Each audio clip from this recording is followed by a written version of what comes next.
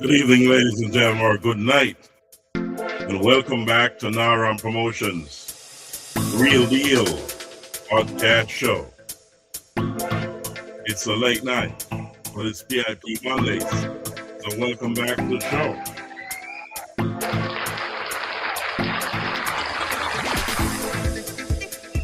As we always say, pray going out, pray coming in, and always remember God is in control every time. So, ladies and gentlemen, tonight we say, as always, donate to RAMP Promotions Real Deal podcast show. Keep this family-friendly show alive because it's here for you and yours. It's spreading positive messages across the globe. Please may continue to support our show. Please like, share, subscribe, comment, and click that notification bell. If you want to donate to the show, look down below. You can do so in whatever way you want. Look down below. Okay? So let's start off with our prayer. Ladies and gentlemen, as we always do, there are two segments tonight of PIP Monday.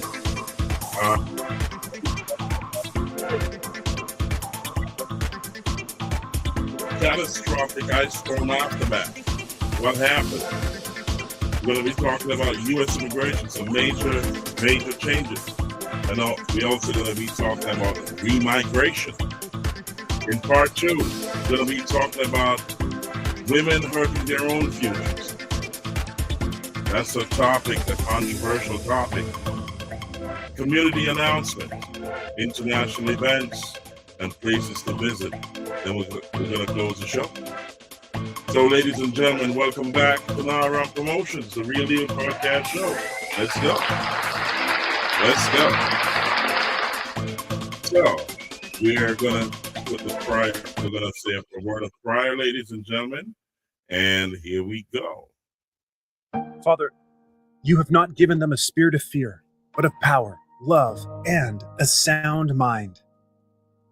Greater are you who are in them than anything that comes against them. Praise you that you guard and strengthen them. Trials and tribulations will come and they will always go. But you and your love for them will remain forever. Your love is higher than the clouds. Your love is deeper than the oceans. They are the apple of your eye. Regardless of the struggles in their life, they can be rest assured that nothing is impossible for you. We decree and declare that they are blessed abundantly. You can turn around any situation. You are faithful. In the wonderful and precious name of Jesus we pray. Amen. Amen, ladies and gentlemen, and let's jump into some inspiration. That was a beautiful prayer. I must say, it's amazing. Check it out. So we're gonna dive into some inspiration right now, ladies and gentlemen. Here we go. I'm gonna share that with you, and let's dive in. Here we go. Don't forget about yourself, friend. Don't forget it's your first time doing all this. Don't forget you have a dream. And don't forget to enjoy every day. Because we get so caught up in getting our lives together. We want to make everything look perfect. Then we end up passing by all the good things that life has given to us. So I say live your life, friend. Chase the dream. Love. Absolutely, ladies and gentlemen. As we chase whatever we're chasing in life, we can forget about ourselves and get caught up in perfection when only God is perfect, so we got to make our mistakes. We gotta live, live your life and don't worry about what's going on with next door or with someone else. Try to get your life in order. So it's a beautiful thing when you do, especially when you have your partner. I always say this: the only family you have is the one you create. Think about it. You know what I mean? So take care of that family. And let's move into our anthem as usual. Here we go, ladies and gentlemen. I don't care if they talk shit. I don't talk to hypocrites. If you hate me, that's just fine. Go on down and get in line. They try to tell me what I need, and it sure ain't nothing good for me. Don't care what they say, it's all just. And here we go. My way and walk my walk. They try to bend me, but I don't bend. No mind. I don't break. They think I keep my head, I hold my ground. Ain't no man gonna knock me down. Goodness gracious. Swing, but I won't flinch. I was built for times like this. So here we go. Shit, but be aware. I don't care. Goodness gracious me. Thank you, ladies and gentlemen, for being a part of the show. It's a beautiful show lineup for tonight. Tonight. It's a beautiful thing. Welcome in and keep your comments coming. And we say welcome to each and everyone who's commenting. Welcome to the show. I can see you. In the comment section. We're going to touch on that in a short while. But right now we're going to touch on the weather. What happened after such a massive snowstorm over the weekend? It's still going on in certain areas, but we're going to just briefly touch on that so you can see some of the effects in certain areas. Some areas got a lot of ice, and we want to check that out. So here we go.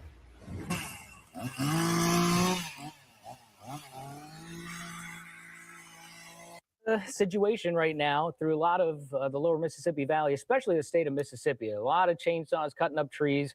A lot of trees are down. It honestly looks like tornado damage in a lot of spots, but that came from ice. Freezing rain. That's the thing where it looks like it's rain when it's falling out of the sky, and it is liquid, but then it just freezes on contact. And all of a sudden you got a ton of ice everywhere, and it's really heavy, so you end up with power outages because trees fall on power lines. Power lines just come down by themselves. This was Storm Chaser Reed Timmer a couple of hours ago. Listen to this. Right now, things are pretty bad here. Still cold, about 20 degrees. But we are clearing this road right here, and we'll continue to advance. Yeah, guess what? We're going to talk to Reed right now. Somehow he's got a good signal out there. And Reed, thanks a lot for popping on the show tonight. I've been following your updates, and man, it's just like, it looks like an apocalypse out there. I don't think people realize like how bad a big ice storm can be. I imagine this is going to take a really long time to recover from, huh? So, if you can't balance on one foot for 30 seconds. Let me get that off the screen. So, as you can see, it's a major storm that happened over the weekend, and we pray for those who are out of power, who got damaged, and so on. And we're praying for everybody. You know, we're gonna, as the hours progress, we'll continue to follow the aftermath and see how much damage was created. In the forecast, they said a lot more is coming. So we'll follow that to see how that pans out over the next weekend. And we'll follow it, and I'll bring you that information as I get it.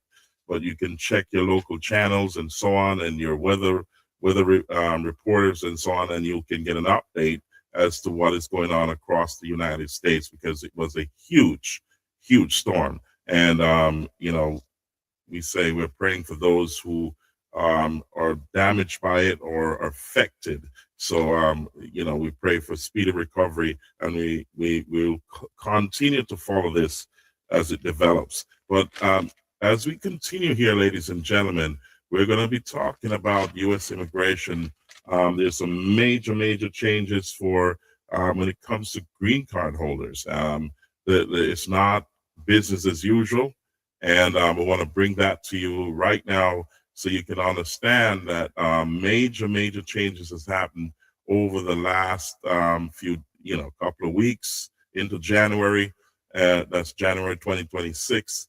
We're still in January 2026, and there's a lot more changes coming. So I just wanted to get you up to speed of some of the stuff that is going on. So let's check it out. Pages timeout before you can submit your information. My strong recommendation is to register within the first 30 days. So let's bring that back. If you hold a green card in the United States right now, stop whatever you're doing and listen carefully, because what I'm about to share could be the difference between keeping your permanent resident status and watching years of hard work disappear overnight. A massive shift in immigration policy has just taken effect, and the reality is that most green card holders have absolutely no idea what's coming their way. By the time many people find out about these changes, it will already be too late to protect themselves. I've been covering immigration news for years, and I can tell you without hesitation that this is one of the most significant developments I've ever seen. We're not talking about minor adjustments or bureaucratic tweaks here. We're talking about fundamental changes to how the United States government monitors, tracks, and evaluates every single permanent resident living within its borders. The rules have changed completely, and if you don't adapt quickly, you could find yourself facing consequences that seemed unimaginable just months ago. Now, before panic sets in, I want you to take a deep breath. Yes, these changes are serious. Yes, there are real consequences for those who fail to comply. But here's the good news. If you're watching this video right now, you're already ahead of millions of other green card holders who remain completely in the dark. Knowledge is your greatest weapon in the immigration system, and by the end of this video, you'll have everything you need to navigate these new requirements with confidence. Welcome to this channel where we cut through the noise and deliver clear, accurate, and actionable immigration information that protects your future in America. If this is your first time here, you've found a community of immigrants, green card holders, and families who refuse to be blindsided by changes that affect our lives. Make sure you hit that subscribe button and turn on notifications, because in today's rapidly changing immigration landscape, missing even one critical update could cost you everything. Let me start by explaining exactly what has changed and why it matters so much. The federal government has implemented a comprehensive new system that requires all green card holders to actively verify and maintain their status in ways never required before. This isn't just about having a valid green card in your wallet anymore. This is about proving on an ongoing basis that you deserve to keep that card. For decades, the immigration system operated on a relatively simple principle. Once you received your green card, you were expected to follow certain rules, but the government rarely checked whether you were actually complying. You were supposed to file taxes. You were supposed to maintain your primary residence in the United States. You were supposed to report address changes, but unless you applied for citizenship or ran into trouble at the border, nobody was really watching. That era is officially over. The new system creates what officials are calling a permanent resident accountability framework. Think of it as a continuous verification process that ensures every green card holder is meeting their obligations in real time. Instead of waiting until you apply for citizenship to discover problems with your record, immigration authorities now have the ability to identify compliance issues as they happen and take action accordingly. Here's where the contrast becomes stark. Under the old system, a green card holder could technically live outside the United States for extended periods, fail to file taxes for several years, or neglect to update their address, and face no immediate consequences. The problems would only surface years later during a citizenship interview or when returning from international travel. Under the new system, these same behaviors will trigger automatic flags in a centralized database that immigration officers can access instantly. Let me paint a picture of how different things are now. Imagine two green card holders. The first one follows every rule perfectly. She files her taxes on time, maintains her residence, reports every address change, and keeps her information current. Under both the old and new systems, she has nothing to worry about. But now, consider the second green card holder. He travels frequently for business, sometimes spending 4 or 5 months abroad at a time. He's been meaning to update his address after moving last year, but never got around to it. He filed taxes late a couple of times because life got busy. Under the old system, this person might never face consequences for these minor oversights. Under the new system, each of these issues creates a digital paper trail that could be used to question his commitment to permanent residence. Let's get that off the screen and get back to regular programming. Here we go. This is not about punishing people who make honest mistakes. The government's stated goal is to ensure that green cards are held by people who genuinely intend to make the United States their permanent home. But the practical effect is that behaviors which used to fly under the radar are now being actively monitored and documented. The most critical component of these changes is a new online registration and verification portal that every green card holder must use. This system will serve as your official record of compliance with permanent resident obligations. When you register, you'll create a profile that includes your current address, employment information, contact details, and other relevant data. But registration is just the beginning. You'll also be required to log in periodically and confirm that your information remains accurate. Think about what this means for your daily life. Every time you move to a new apartment, you'll need to update the system. Every time you change jobs, the system needs to know. If you're planning an extended trip abroad, you should document it in advance. The government is essentially creating a living record of every green card holder's life circumstances, updated continuously and accessible to immigration authorities whenever they need it. Now, let me break down exactly what the registration process involves and what you need to prepare.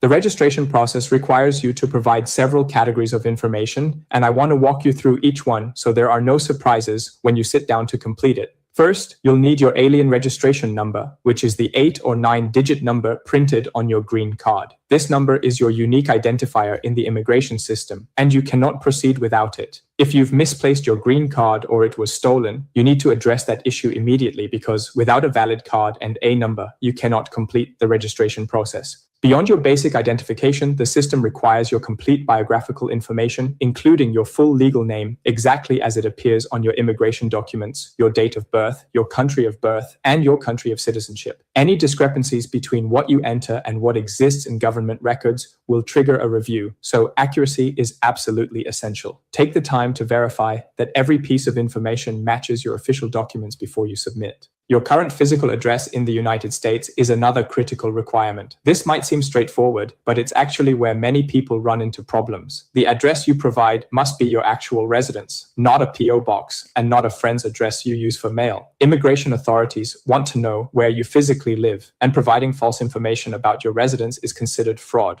If you've been staying with relatives while between apartments or living in temporary housing, you need to sort out your permanent address situation before registering. Employment information represents another major component of the registration. You'll need to provide your employer's name, address, and your job title. If you're self-employed, you'll need to document the nature of your business. If you're unemployed, retired, or a homemaker, the system has categories for those situations as well. The key point is that the government wants to understand how you support yourself financially, because this relates to the public charge considerations that have become increasingly important in immigration evaluations. Here's something many people don't realize. You'll also need to provide information about your dependents, specifically any family members who are also green card holders or United States citizens. This creates a linked record that allows immigration authorities to see family units and understand household compositions. If your spouse or children also hold green cards, their compliance status could potentially affect evaluations of your own case, though the exact mechanisms for this are still being clarified. The system also requires you to upload a recent photograph of yourself. This photo must meet specific technical requirements similar to passport photos. It needs to show your full face clearly, be taken against a plain white or light-colored background, and be no more than 6 months old. Many people underestimate how important this photo requirement is. A rejected photo means your registration cannot be completed, and you'll have to start parts of the process over again. I recommend going to a professional passport photo service rather than trying to take an acceptable photo at home. Now let's talk about what happens after you complete the initial registration, because this is where the ongoing obligations begin. The new system requires annual verification from every green card holder. Once per year, you must log into the portal and confirm that all of your information remains accurate or update any details that have changed. The system will send you email reminders as your verification deadline approaches, but ultimately the responsibility falls on you to meet this requirement. Missing your annual verification has consequences. If you fail to verify your information for 1 year, a flag appears on your record. If you miss 2 consecutive years, your green card status may be classified as potentially abandoned, and you could receive a notice requiring you to appear for an interview to explain your non-compliance. This is where the new system shows its teeth. What used to be a minor oversight is now treated as evidence that you may not be maintaining your permanent residence as required by law. Beyond annual verification, you're also required to report certain life changes within 30 days of when they occur. This is the part that will affect most people's daily lives, so pay close attention. Address changes must be reported within 30 days of moving. This requirement actually existed under previous law, but few people followed it, and enforcement was essentially non-existent. Under the new system, your address in the portal is cross-referenced with other government databases, and discrepancies will be identified automatically. Employment changes also fall under the 30-day reporting requirement. If you change jobs, you need to update the system. If you lose your job and become unemployed, you need to report it. If you switch from full-time to part-time work or start your own business, the system needs to reflect that change. The government's interest here relates to your ability to support yourself without becoming a public charge, which remains a key factor in immigration evaluations. Any criminal arrests or convictions must be reported regardless of how minor they might seem. Even a misdemeanor arrest that gets dismissed needs to be documented. This might feel invasive, but the logic from the government's perspective is straightforward. Criminal history has always been relevant to immigration status, and the new system simply ensures that immigration authorities learn about legal issues in real time rather than discovering them years later during a citizenship interview.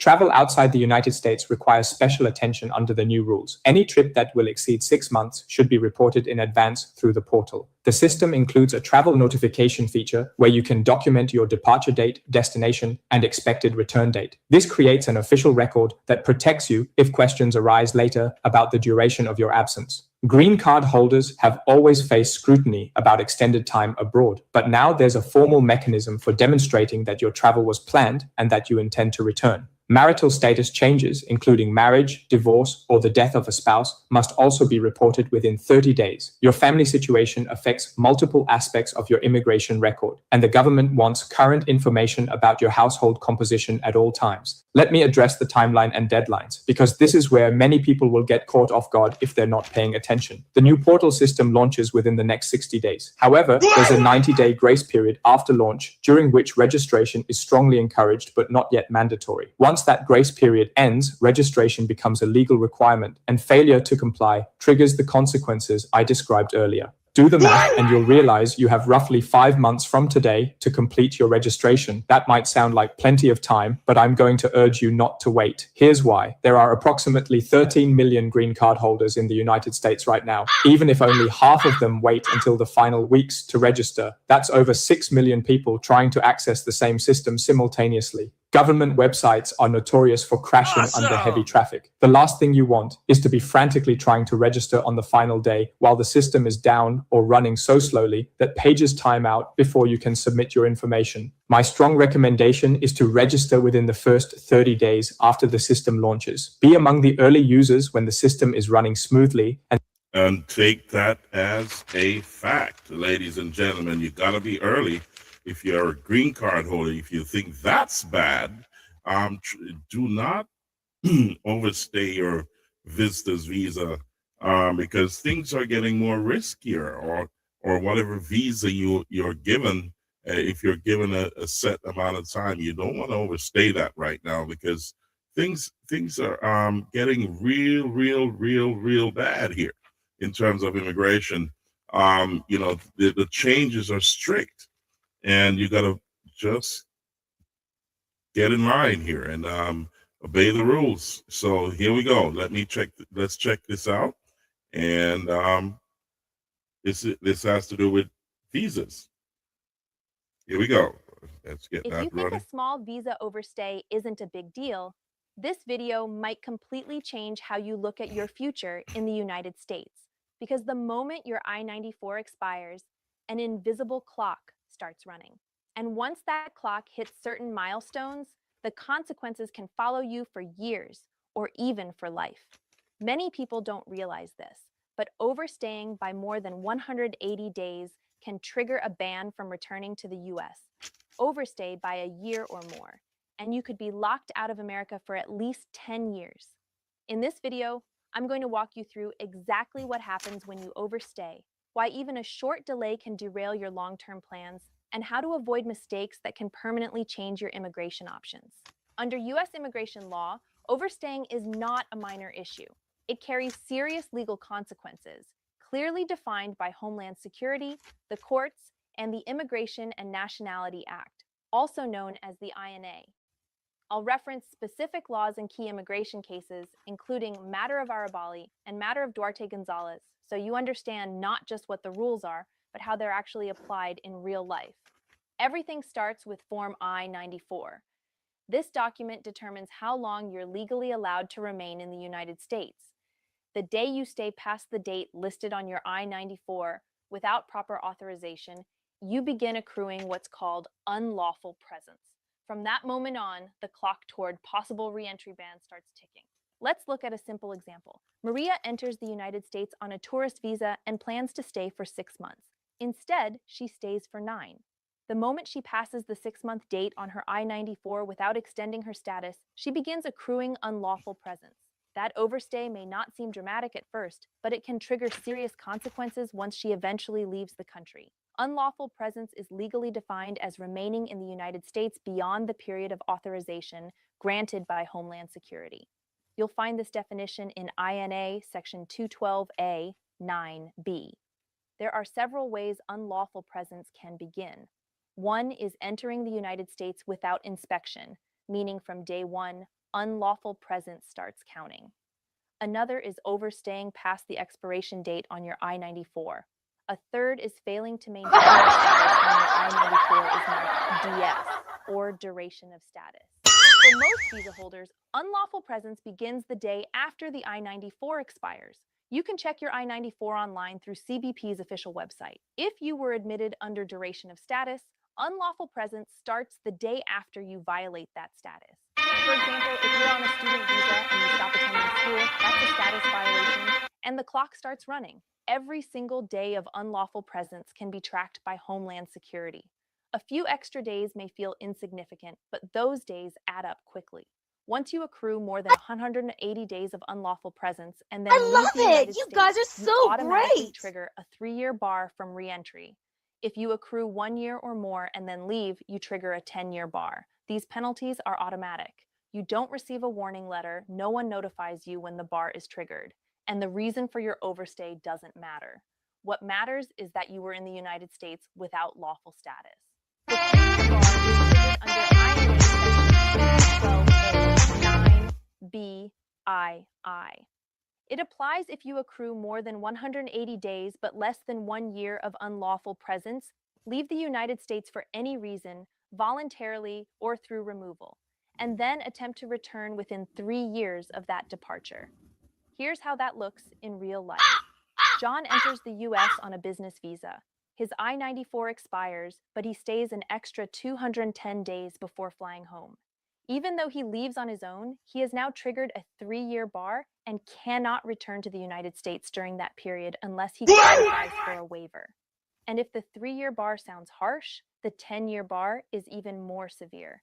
This penalty falls under INA Section 212A 9BI2. It applies when someone accrues 1 year or more of unlawful presence, leaves the United States voluntarily or through deportation, and then tries to return within 10 years of that departure. For example, Lisa overstays her student visa by 13 months. She later leaves the U.S. to attend her green card interview abroad, believing she's doing everything correctly. But because she stayed more than 1 year without lawful status and then departed, she automatically triggers the 10-year bar, even though her intentions were good. If you trigger the 3-year or 10-year bar, you may be eligible for a waiver, but not everyone qualifies. There are 2 main waiver options. Form I-601 is for people who are already outside the United States and have triggered the bar.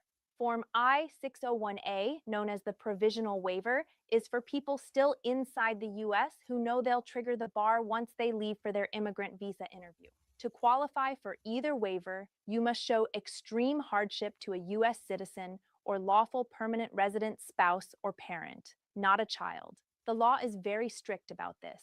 Hardship can include serious medical issues, financial losses, emotional or psychological harm, family separation, or harm to children that directly impacts the qualifying spouse or parent. These waivers are discretionary, evidence-heavy, and complex. That's why consulting an experienced immigration attorney before applying is strongly recommended. Now, not everyone accrues unlawful presence. Certain groups are protected under the law, including children under 18, individuals with bona fide asylum applications, VAWA self-petitioners, victims of trafficking, and certain DACA recipients who applied before age 18 and maintained continuous status without gaps. These protections are outlined in INA Section 212A 9B IG and confirmed by USCIS. There's also one penalty that's even more severe than the 3 and 10-year bars, the permanent bar. This falls under INA Section 212A 9C. It applies if someone accrues 1 year or more of unlawful presence after April 1st, 1990.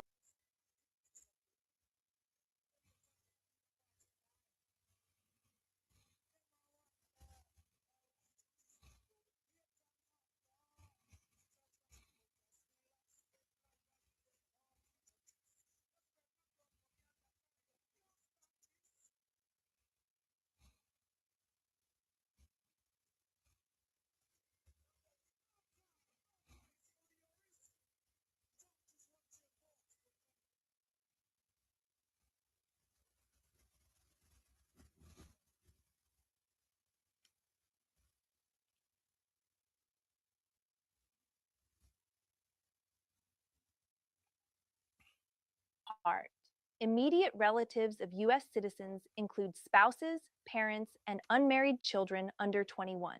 For example, Maria overstays her visa by 9 months and later marries a U.S. citizen. She can apply for her green card through adjustment of status without ever leaving the United States, and because she doesn't depart, she avoids all re-entry bars entirely. There's also an important exception under case law involving advance parole. In matter of Arabelli and Yarabelli, decided by the Board of Immigration Appeals in 2012, the court ruled that travel on approved advance parole does not count as a departure for purposes of triggering the 3 and 10-year bars. So if you have a pending green card case and travel with advance parole, you can leave and return without being barred, even if you previously overstayed. For example, Ahmed overstays his student visa, marries a U.S. citizen, obtains advance parole, travels abroad, and returns. Because his travel was authorized, he does not trigger the re-entry bars. Another critical case is matter of Duarte Gonzalez from 2023. In this decision, the board clarified that the 3 and 10-year bars continue running even if someone re-enters the United States. That means you don't necessarily have to remain abroad to serve the bar, but the bar still applies if you try to adjust status during that period, depending on how you entered. This decision corrected years of confusion and is now reflected in official USCIS guidance, especially for those who initially entered the U.S. with inspection. Here's what you need to remember. Unlawful presence starts the day after your I-94 expires or the day you enter without inspection. Accruing 180 days triggers a 3-year bar if you leave. 1 year triggers a 10-year bar if you leave. Travel with advance parole does not trigger these bars. Waivers exist, but they're not guaranteed. Some individuals are protected from accruing unlawful presence, and in certain cases, bars can run while you're inside the United States. If you think visa overstays are serious, wait until you see what's coming next. So, ladies and gentlemen, as you heard there, and I must apologize, there was a mix-up in programming, so you may have heard some music that I'm sure probably get flagged for that, but we're going to continue in any case. So I must apologize for that.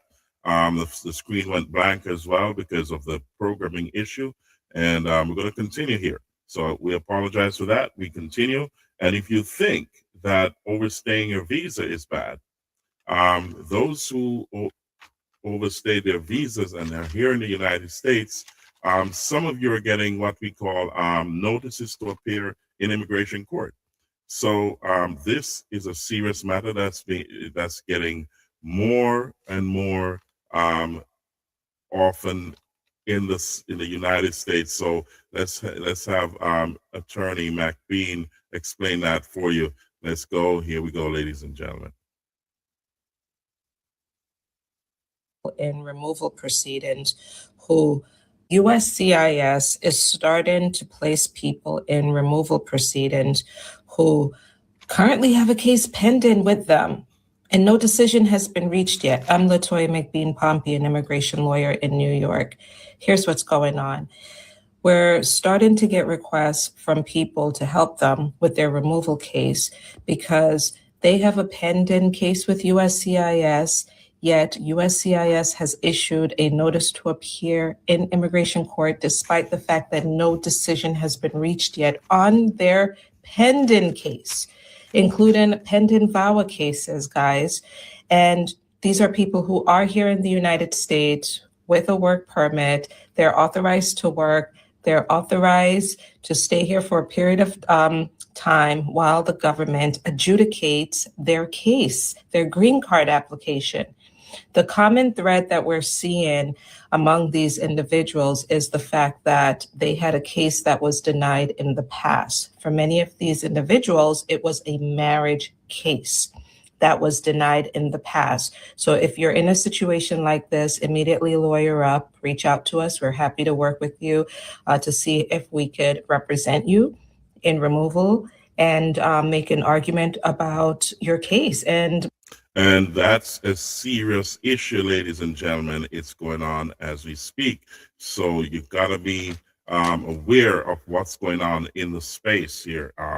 So please like, share, subscribe, comment, click the notification bell. Our last topic in the first segment talks about remigration. This is now a topic for discussion. If you don't know what remigration is, the United States is tabling that. The president is championing that as well. That means they will aid you to leave the United States to a country of your choice. You know what I mean? They will aid you and maybe pay you to do that. So that's a big deal right now. And I wanted to share a little bit of that with you. In our last podcast, I did touch on it. I wanted to give it a couple more minutes, maybe about 5 minutes, with attorney Andrew Branca. He was talking about that in our last podcast, and I wanted to touch on that a little bit more. Here we go. Wearing a white hat with the single word remigration. Not talking about the worst of the worst, not talking about illegals, remigration.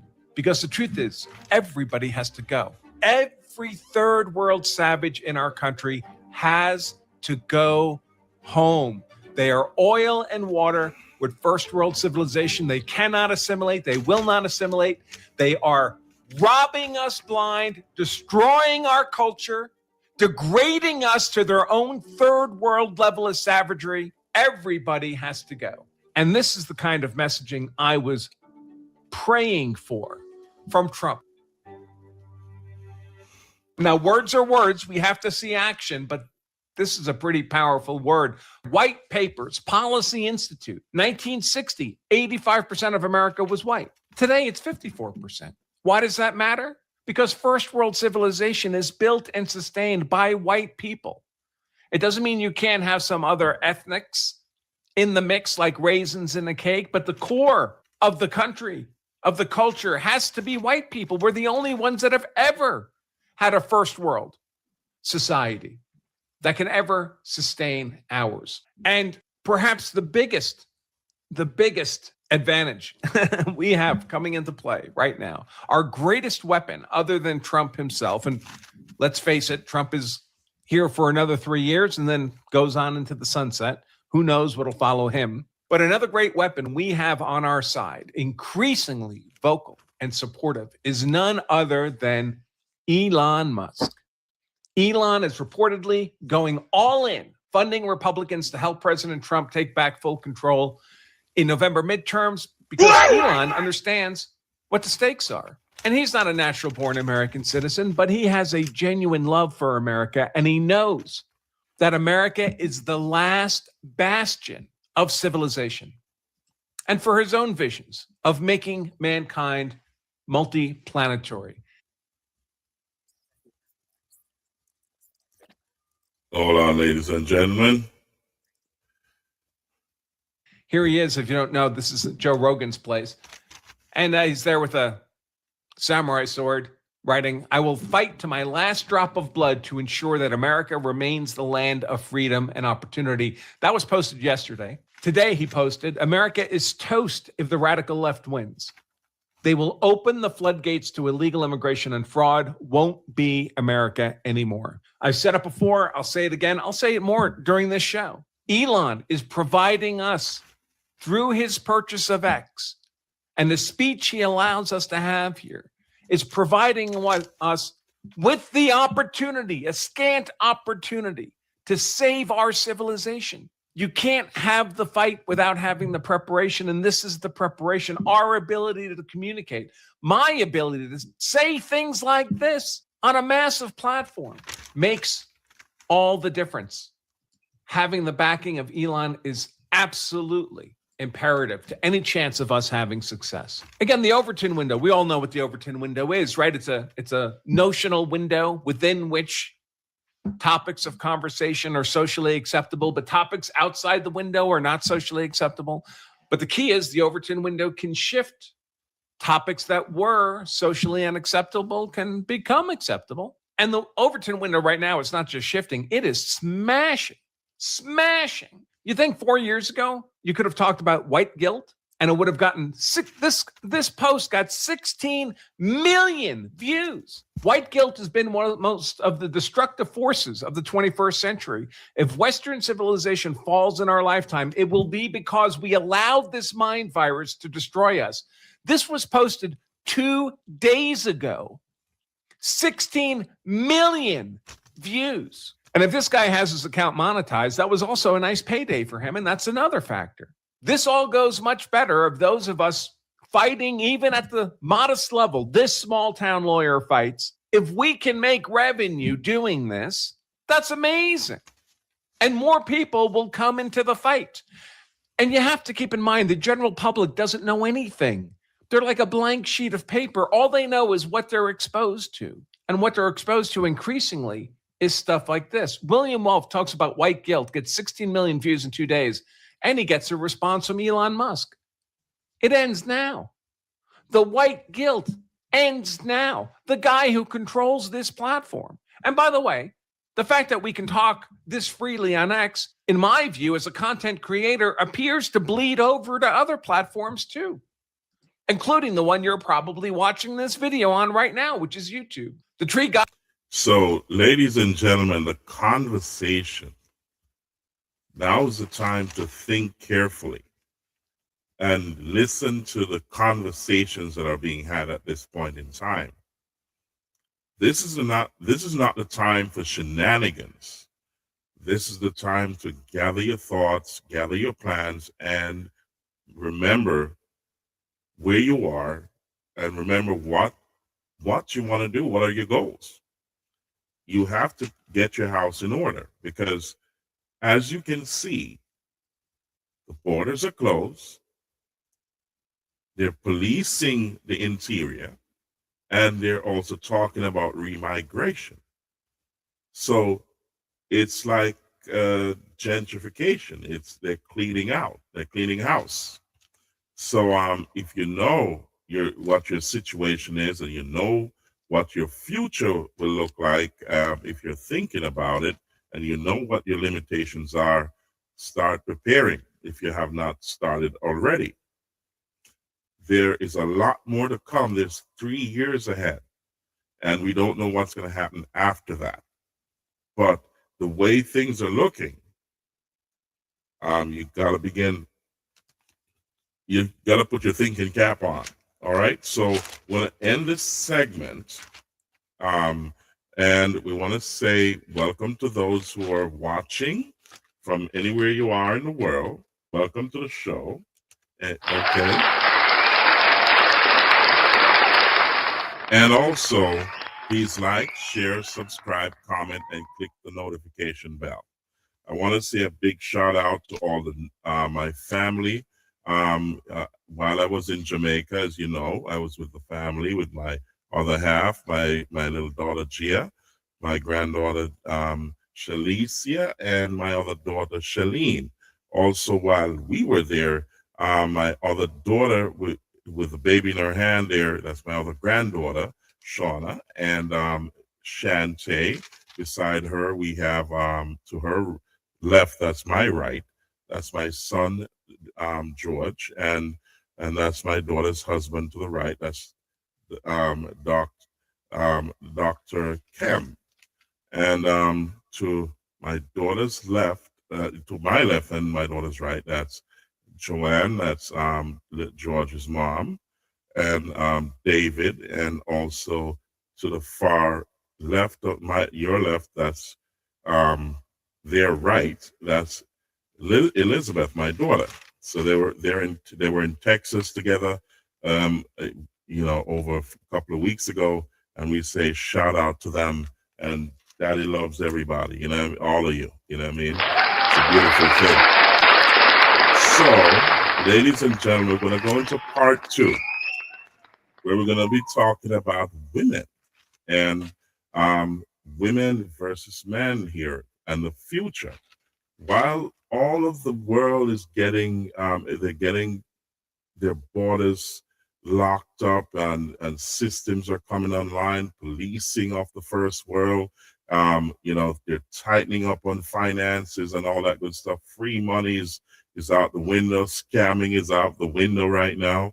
All of that is to say that you got to get a profession. You got to start a business, get your education up, get your head in gear, because there is a hard time coming.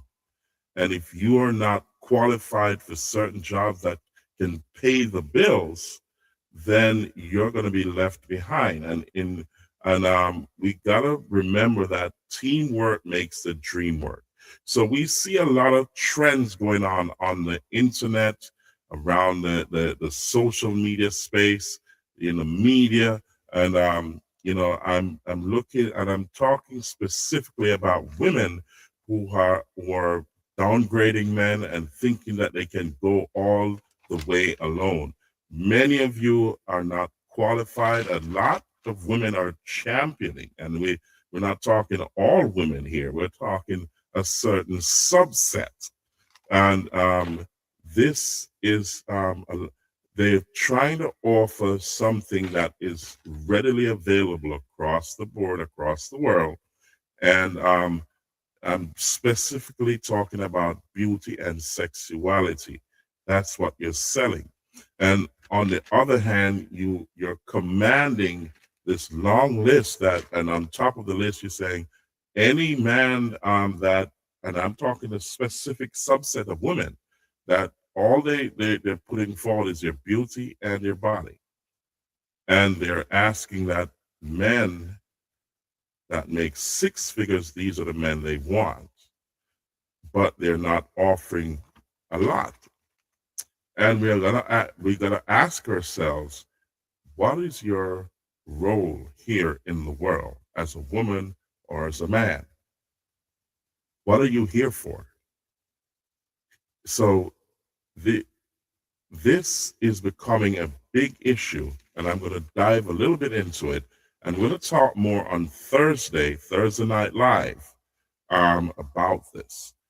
So let's start with some of the images that have been portrayed online and why women are revealing themselves in such an X-rated way. And I'm going to show a few clips. Here we go.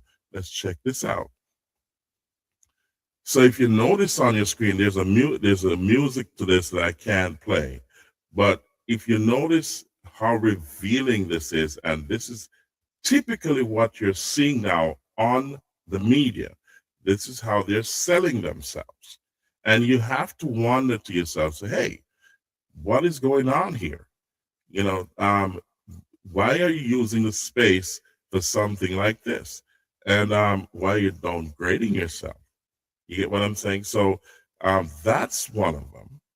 And I'm going to show you another one. I'm going to share my screen here. Not only do we have that going on, but in the public domain, everywhere you go, there is a certain subset of women are just exposing themselves in a very X-rated way. And we ask ourselves, what are they actually sharing with the world here? What's the message here? You know, check this out. So everywhere you go, you're seeing this, and you wonder what the message is. What are you offering? You have nothing left to the imagination anymore. And it's becoming an issue. And if you think it's only among adults, you have youngsters are doing the same thing. And what are they doing? They're the spectacle of going online and doing things to show up your sexuality and not giving something more positive to the next generation is causing an issue in society with the youngsters these days. So let's check this out. So this is another one.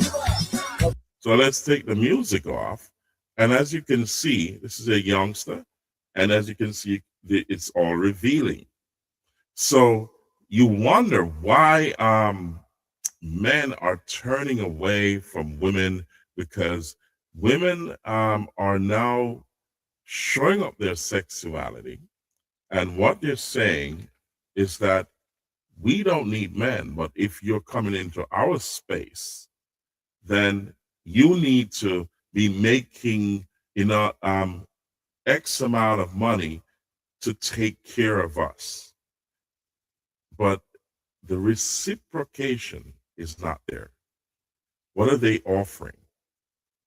What are their roles? If you're taking off the table, you don't want to have children, you don't want to be a housewife, you don't want to be submissive, what are you offering? So let's check this out. I brought this up for a reason, and I'm leading into something. So just follow me, like, share, subscribe, comment, click the notification bell. Check this video out. This is typically what's going on out there, and I wanted to share that with you. So here we go. Let's check this out, ladies and gentlemen.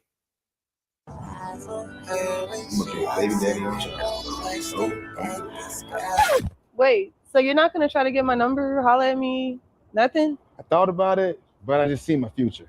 You know? Yeah, 3 to 4 kids, divorce, I lose my house, my cars, my money.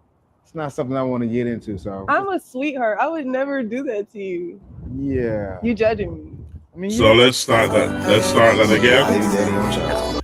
Let's start that again because my screen went blank because my internet is moving real slow. As you know, we went through a snowstorm, so you got to see, you know, bear with us. So here we go.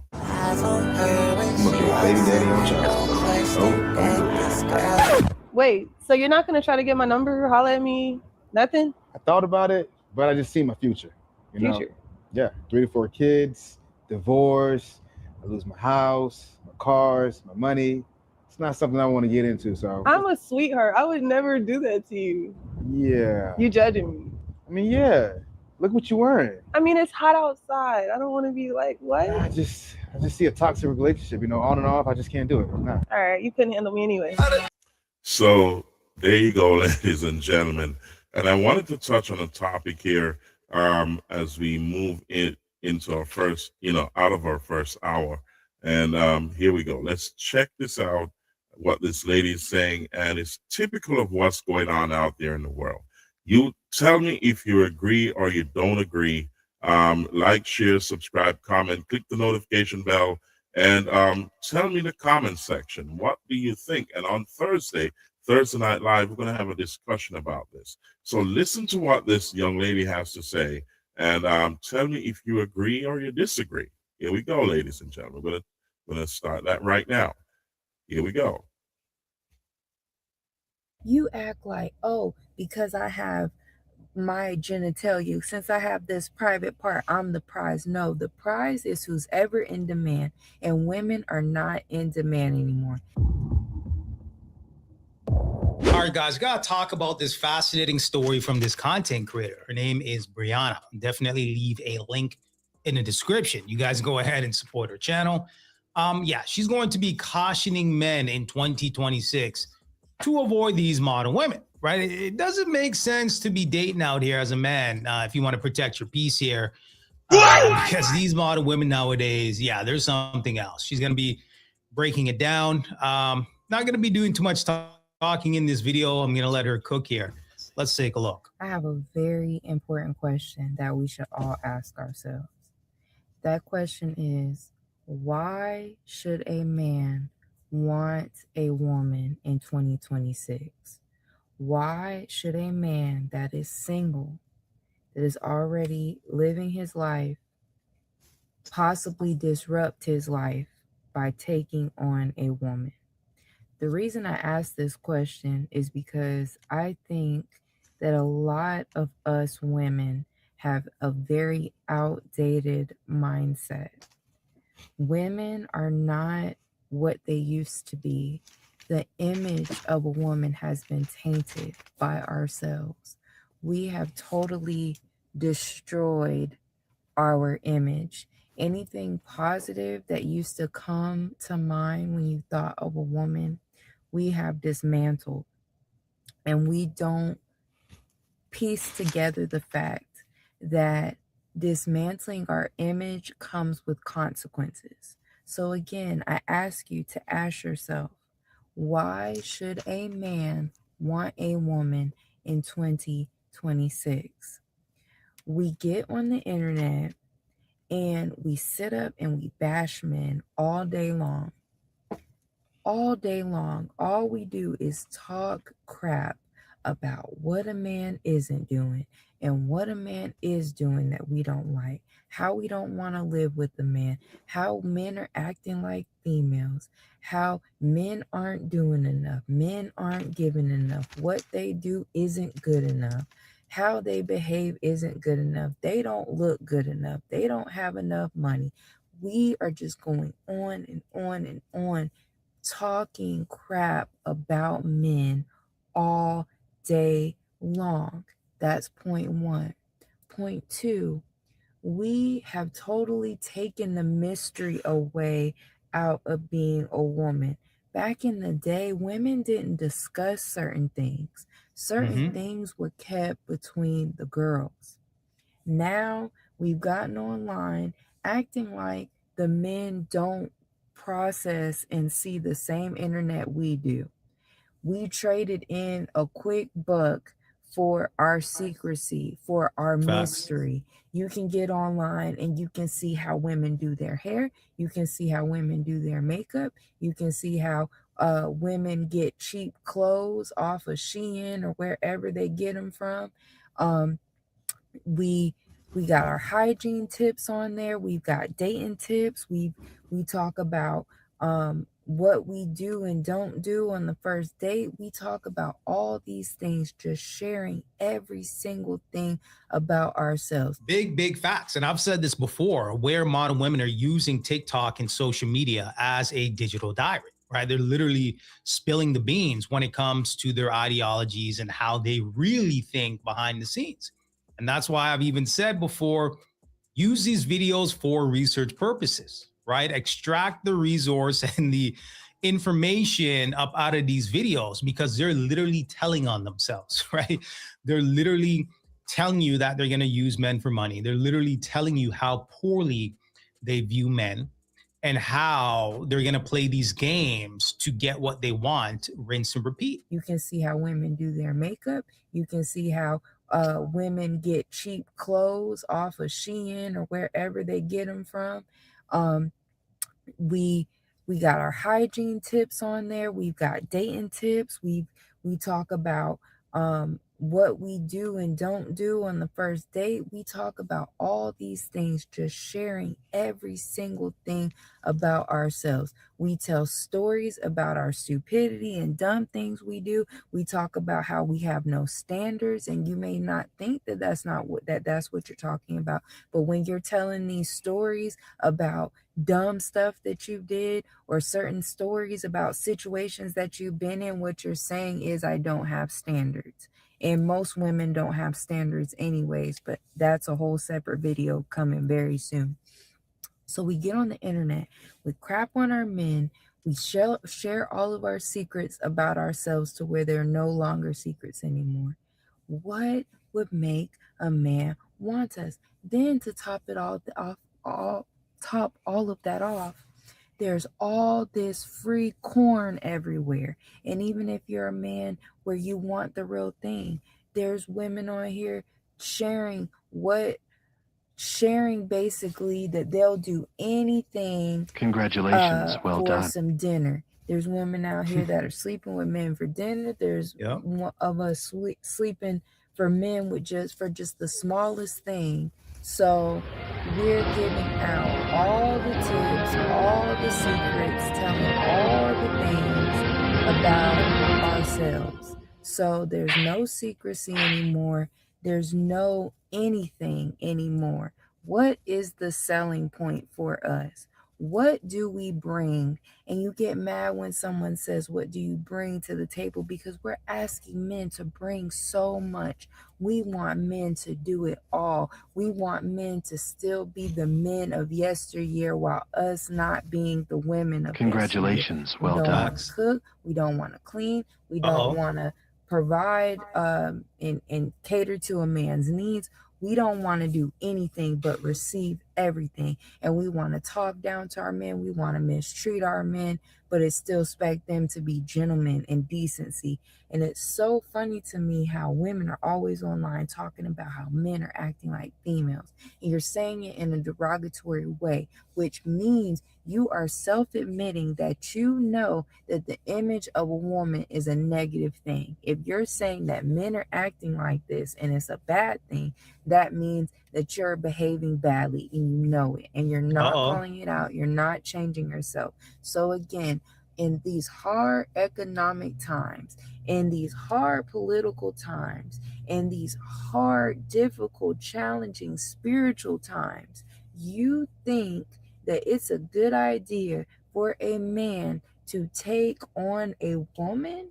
These same women who are getting online expressing how ungrateful they are, taking men's children away, putting men on child support, taking half of their stuff when they get divorced, just causing chaos in their life, causing drama. On top of that, you have to compete with this corn. And I don't blame people. I don't blame anyone. You act like, oh, because I have my genitalia, since I have this private part, I'm the prize. No, the prize is who's ever in demand. And women are not in demand anymore. Yo, she is cooking. These over-sexualized modern women have saturated the market where you can find a 304 like it's nothing. It's raining 304s, right? I mean, that ain't saying anything. And that's why I've said the box, I mean, that's nothing, right? You got 304s giving up the box left, right, and center. The box is easier to get more than ever before, right? I mean, hey, you got a couple dollars in your pocket. Yeah, these chicks who do strange things for a little change. And that's absolutely true. You know, in today's world, as you can see, I showed you a lot of videos of what's being displayed out there by women, and what they're showing you is that this is available, and this is you got a couple of dollars, come on in. This is what we're giving you, and that's absolutely true. Let's keep on listening. Or attention. You got some clout, you got a little bit of clout, a little bit of fame, you know, a little bit of money in your pocket. She's gone. So I'm talking about a certain subset of women. I'm not, this is a disclaimer. This is not about all women, but it's a certain subset of women, and especially those who influence a lot of people or a lot of women. They're sending out the wrong messages, and you got to understand that it's now becoming a competition as the young lady said, women are not the prize anymore. Men are, or those who are in demand. Because if you notice what they're putting out there, they're saying, come to us with what you got in your pocket. And they're competing for those who have it. So let's continue to listen. She's absolutely right here. She's definitely cooking. What's the selling point? What's the selling point? If a whole bunch of guys or the public can see the goods, right? There's nothing left to the imagination. I just need to scroll on your TikTok or social media, view you half naked. Why would I work 60 plus hours a week, protect and provide, make all the sacrifices when it's just available for everybody, right? There's no selling point, as she mentioned. There's no real incentive. There's nothing that's going to entice me to put myself in a position to possibly get married or to take on the responsibility of a modern woman, right? These modern women, unfortunately, have been coddled to when it comes to society, right? They got the sisterhood and, the delusion of society telling them that they're special and they're a queen and all this other stuff. When in reality, they're just doing what every other woman's doing nowadays in society, right? If a woman really wanted to be special and really wanted to stand out, she would go against the grain when it comes to over-sexualizing herself. She would go against the grain when it comes to having a rotation of men, extracting and extrapolating resources up out of men, right? She would have some sort of respect for herself, self-respect, and basically say, no, I'm not going to go along with the get along. I'm going to respect myself and ultimately, be a woman of virtue. Right. This is how a woman would be special in 2026 and beyond. But let's keep going. I would not advise any man unless you just want that. I'm not surprised if you don't want a woman. Who would? Who would? What women are out here that are worth wanting when there's all these risks? It's all risk and little to no reward. And we get on the internet and we make it, we display it every single day. When you're taking on a woman, all you're doing is taking on challenges. And the main reason to still want a woman, which is to have children, half of y'all have gotten online and made it clear that y'all don't even want to be mothers anymore. Y'all don't want to have children. So what is the point? What is the point? What is the incentive? Why are we acting like we don't understand? Why are we walking around still thinking that we're the prize, thinking that someone should want? We're not giving anything worth wanting. What are you worth that's worth wanting? What about you is worth the risk that you come with? When you're letting all these women online represent womanhood in such a nasty way every single day, and you're in the comments condoning it, instigating it, egging it on, yes girl, yes queen, waving your fingers, praising this behavior, and you're surprised when these men don't want you besides to sleep with you. And the funny thing is, a lot of them don't even care about that anymore. Why? Because it is much more easy and enjoyable to be in your own home, please yourself if that's what you're into, and roll over than have to deal with all of the problems and issues and drama that comes with women in 2026. So please ask yourself this question. Before you go to yourself and have a pity party, I need a man, where's the man? Men aren't the same anymore. Ask yourself, are you the same as a woman? Are you worth it? I strongly doubt it. We as a whole are diminishing our value every single day, and it's over. It's a wrap. There's no undoing it. This is what you all have decided.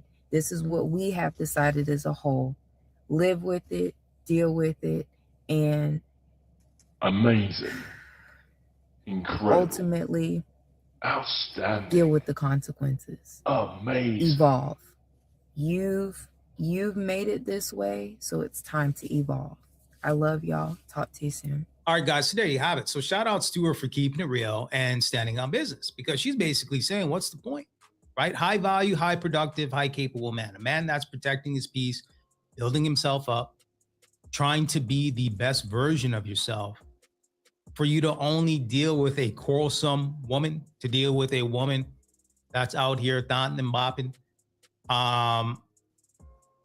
why would I do that?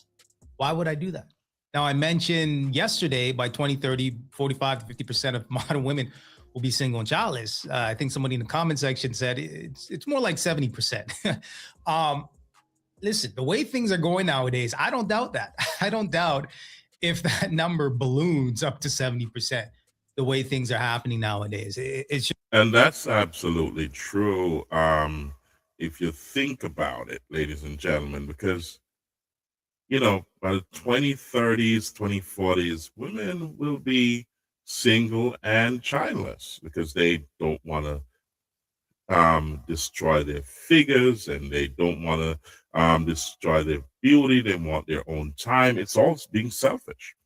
And they want men to finance that. And a lot of women, I'm saying that only a certain subset of women, so don't get me wrong, because a lot of women are saying, oh, I'm independent. I can pay my own way, and I can do everything for myself. 20, you know, a few years down the line, remember, I always say women have an expiry date. Men have an expiry date, but I think men's expiry date is further along than women's. Because when you become 40, then your childbearing years are behind you. Or when your high 30s, 38, 39, then, it becomes difficult, or it's a risk to have children. And men typically date women to have children. You know what I mean? So if you get up in those ages, and then you're trying to look beautiful, you put on the beautiful clothes, you do the makeup, the hair, whatever, and you think you're still on the market and you're competing for certain type of men, you're out of the marketplace. You know what I mean? So the youngsters that are coming up, you're teaching them to be like you. And then what happens to them when they get to your age is the same thing. So the cycle continues, and it's becoming infectious. And what you're going to quickly find out in the next 3 to 5 years is that now you're going to try to undo the damages that has been done over the last 20 years. It's a wrap. So I'm going to touch on another brother here, and this is going to lead us into the closing. So here we go. So let's share that with you so you understand in a more illustrative way of what I'm talking about, where women have planted the seed of destruction, of their own destruction. So here we go, ladies and gentlemen. Let's check this out and listen. Well, let's just take it your way. Yes. Attraction. You're supposed to be the attractive one. Oh, fuck. Okay. Yeah, I don't care about your attraction. I don't care about love either. Why do you women think you get it all? Relationship insight for men. I'm going to be leaving my comment for the end of the video. And if you guys do enjoy, please like and subscribe. Let's get into the video. Goodness. Hi, how are you? You been smoking that 420? As I said, the women have planted the seed of their own destruction, and it's now bearing fruit. So let's listen to this. No, I haven't. Your eyes sitting kind of low. Little. I've been drinking a little. All right, what you got for me? So I feel like I'm definitely I'm a high value woman. I'm quality. Went to a great college, great family. Okay, go ahead. Money. I'm listening. Fun. I can cook. I can kind of do it all. Right. And then you say guys want all of these things. I think start dating someone, and I wouldn't say entertainment. I'm an event planner. So I'm the scene. I'm always connecting and meeting new How old people. are you? Huh? How old are you? Huh? 29. 29. So what's the issue? So once we get in a relationship, they truly show their insecurities, and they don't like me being around certain VIP scenes or going to certain events and venues and want to sit me down and, you know. Let me ask you a quick question. What if you can start and grow your own profitable business by helping other businesses get access to? Have me barefoot and pregnant, whatever you want to call it.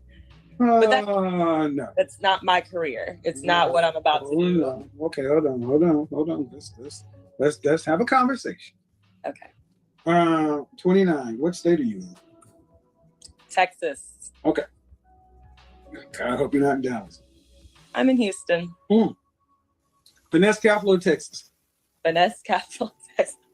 You are correct. Well, yeah, I know. I used to live there. So here's the thing. Do you want to be married? I do. Children?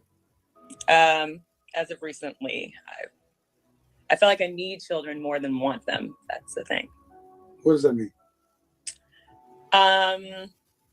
I didn't always want children, and recently, with my grandmother passing, seeing my aunt and my mom take care of her, I feel like I don't want to die alone.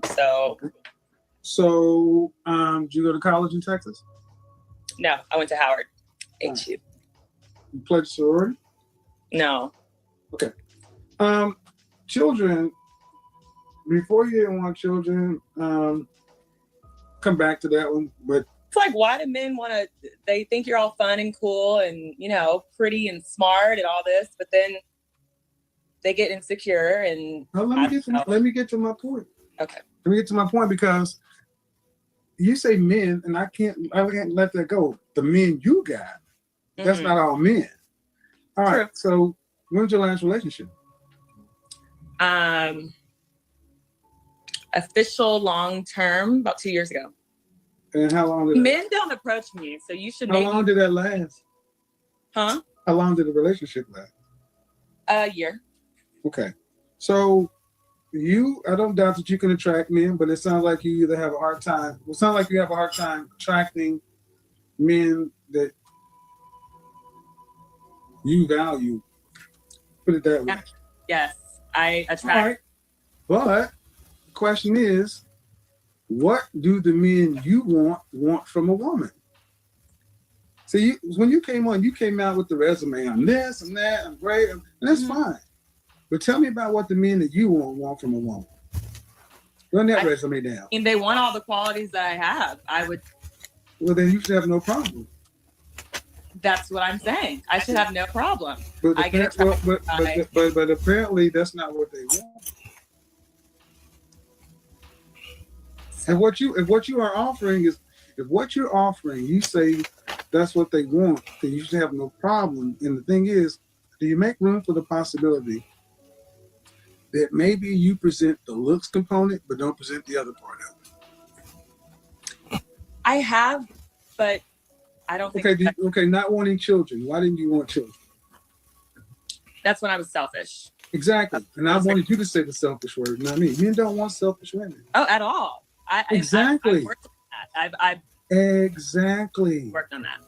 So selfish. So when you said I didn't want children, you notice I keyed on that because I'm like, well, there's a selfish one. Yeah. Because most women don't want children because I don't want to mess up my body. I don't want to, my life, my career, my this, that, whatever. It's all about you. So the kind of men that are intimidated or whatever, that's just whatever you classify. They want something else. They want feminine, beautiful, inspirational, cooperative, submissive women who are trying to get on their page. Do you want to have, so you start with ask the question after you get married, do you want to have children? And then afterwards, do you want to work? But you just now want children. So when you want the power couple thing? Yeah. I mean, I really, having kids is me being selfish, but also I want to really take care of my husband. Like I want him to have 100% of me when we're at that point. Okay, I get it. I get it. But what? Okay, I get it. But that's what you want. What about what he wants? See, okay, let's say this. How much money would you want your husband to really earn annually? To live the life you want, to eat, travel, hair, makeup, shopping, caring for family. Come on, give it to me. Don't hide it. 500,000. All right. And what percentage of men earn that? Huh. Very little. What percent? No. I mean, if you're talking all races, I would think. I just said what percentage of men earn that? Oh, maybe like what, 7% or something? Not 1%. 1%. I mean, you're hard. I mean, I'm trying. I hate to break this to you, but it's so easy to become a podcaster with Riverside. First, go to Riverside and. Okay, let's get back to regular programming, ladies and gentlemen. Here we go. I don't know why. Living in Texas, you should put it this way: 3% earn around 300,000 or more. 500,000 on the top. 1% of all men. And guess what? Men don't go and do what they have to do to become those kind of men. And what age do you think those men are when they're earning that kind of money? 40s. Right. And what do men want who have fought in corporate America or fought in the work world for 20 plus years? They want kids and a legacy.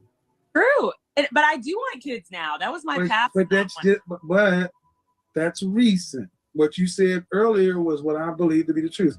I want to focus on my husband. Great. That will make you a good first wife or starter wife. But typically men want legacy. They want a woman who's going to give them 3 or 4 kids for that $500,000 they're earning, because they got to pass it on somewhere. They don't want to leave it to their dog.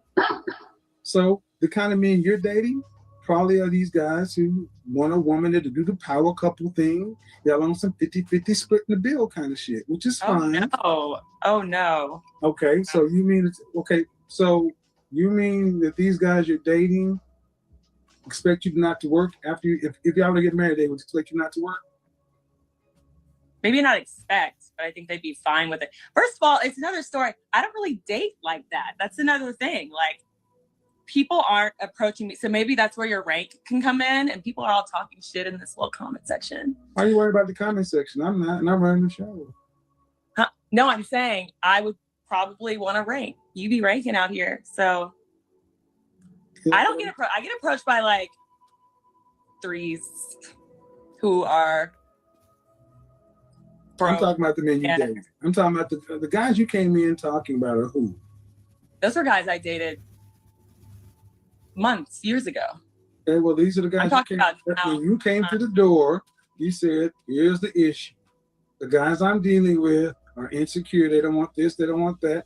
And it doesn't surprise me if you're not dating a man who is thinking about family, legacy, and anything else. It makes sense to me.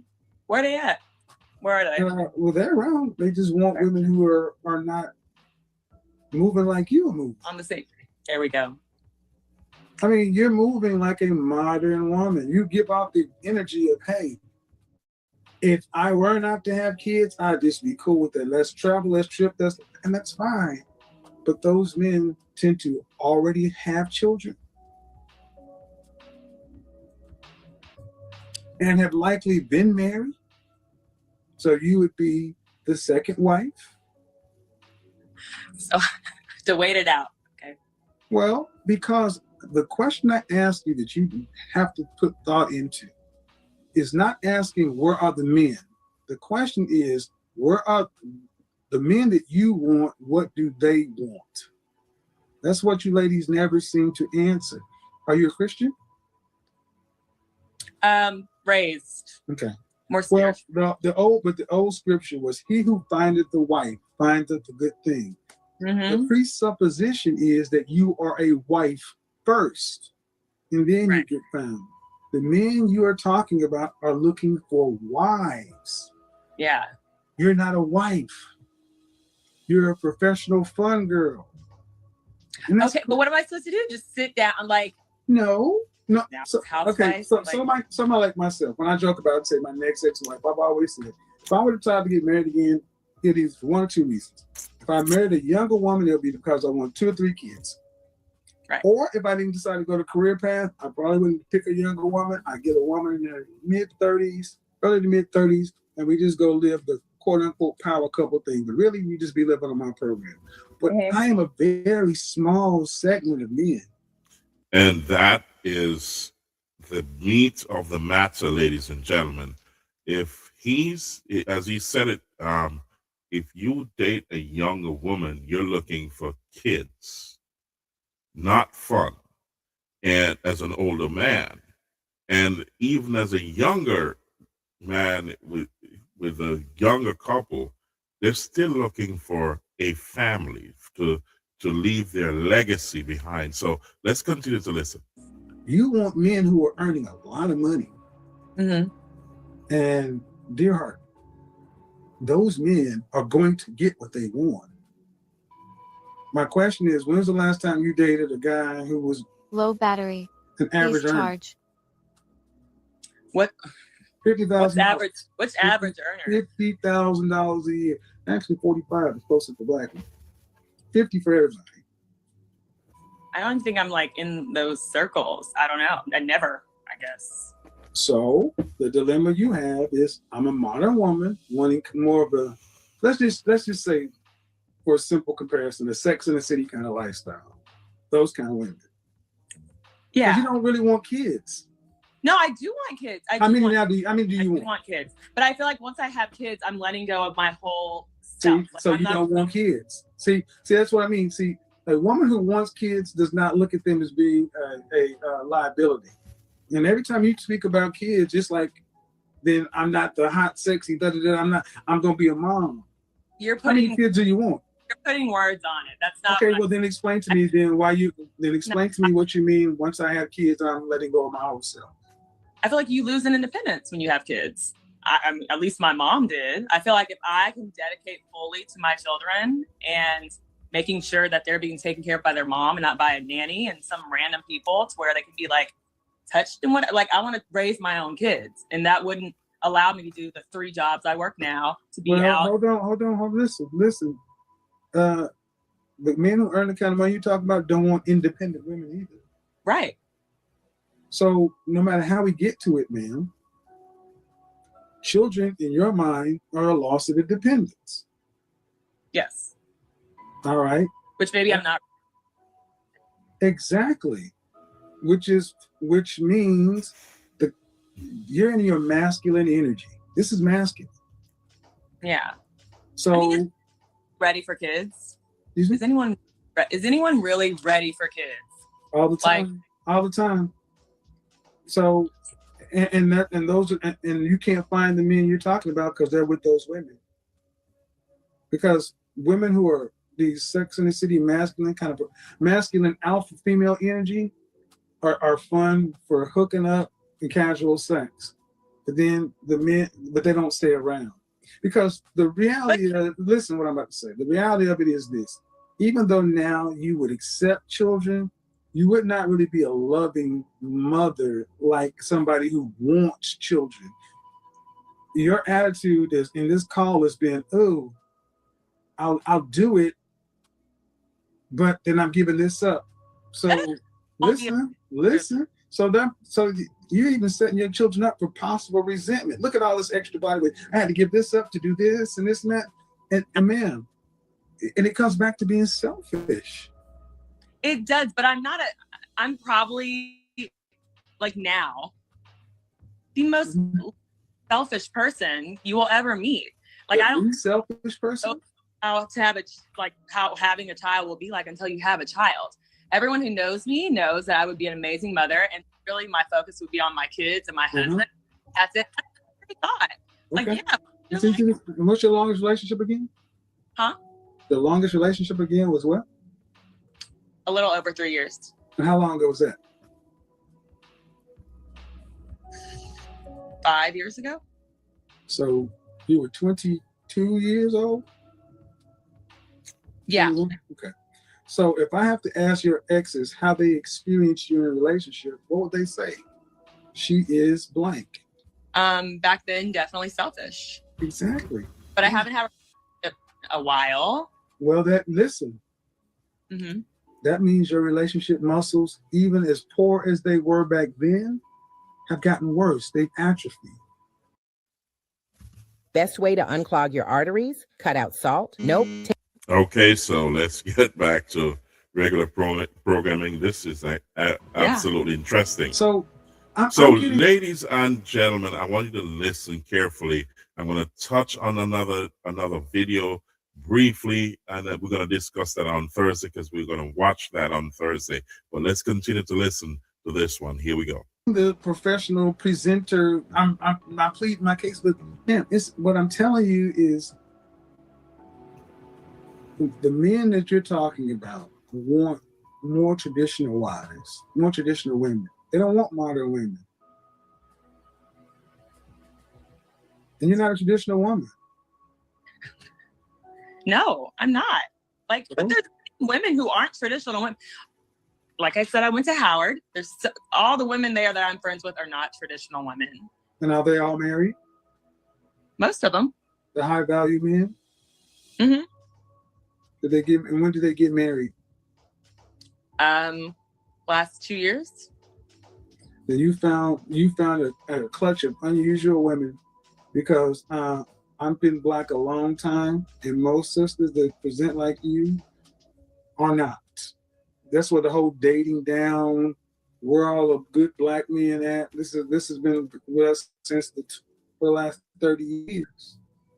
And you're saying that everybody that knows me knows I'll be this. All right, let's just say that's true. Okay. But then why aren't the men who want that approaching you? Because they do exist. They do. Are they still playing games? Maybe they're out here just. No. They're the ones hoeing it up because it's not me. No. See, and this is what I find interesting. You ladies always go to, well, even if they are there, they got to be doing something wrong because it's all right with me. Do you make room for the possibility maybe they're just reading that you're not what you say you are, even though that's what you want them to believe? I mean, I can't read minds, but maybe. Well, but the only other way it works in your world is, yeah, they exist, but they're out there playing games. It's always a problem with the men. It's never right here.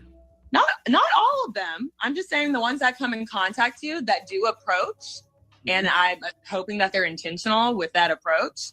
Well, I'm not. Well, see, the thing is, what I'm saying is the men that approach. I'm not saying that all the men who approach you, I'm not saying you're being approached by the kind of men you want.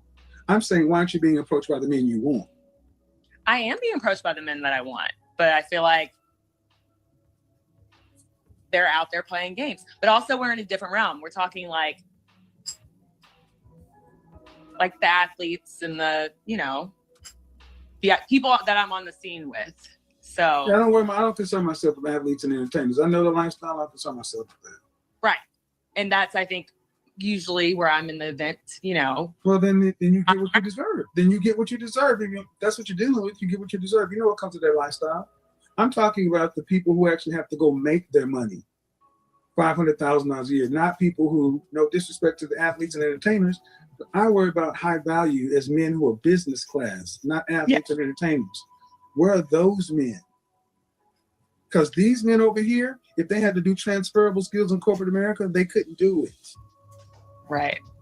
Okay, then I think I'm just dumb, because I do have those quality guys coming to me too, but then it comes down to attraction, just like you say. Guys like looks first and all these things, and then I'll be like, it's everything I prayed for, and you're not attracted to them, or they're not attracted. You're not attracted to them.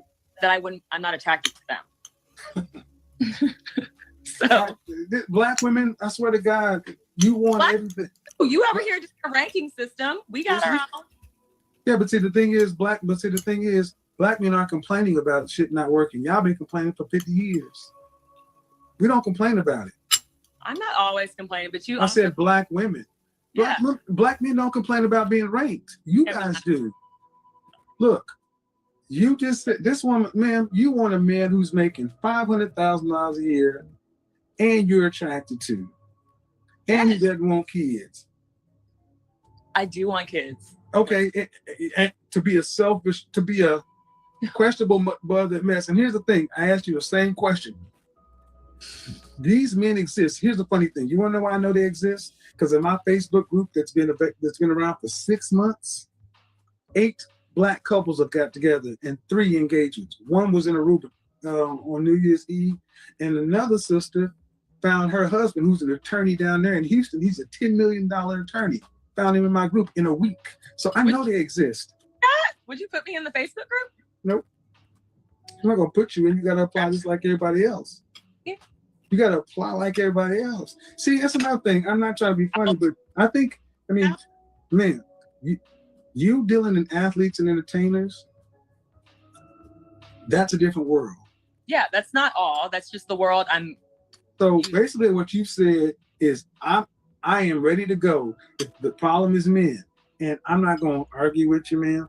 But there's so many women who feel like you. The woman who was on the newscast who did this dating down thing. You guys are almost carbon copies of one another as far as how y'all talk. I'm 65, and this is my first Tai Chi chair workout. Hope it's worth it. This is me after. Let's get back to regular programming. Wait, dating down. The whole premise I'm doing this show right now.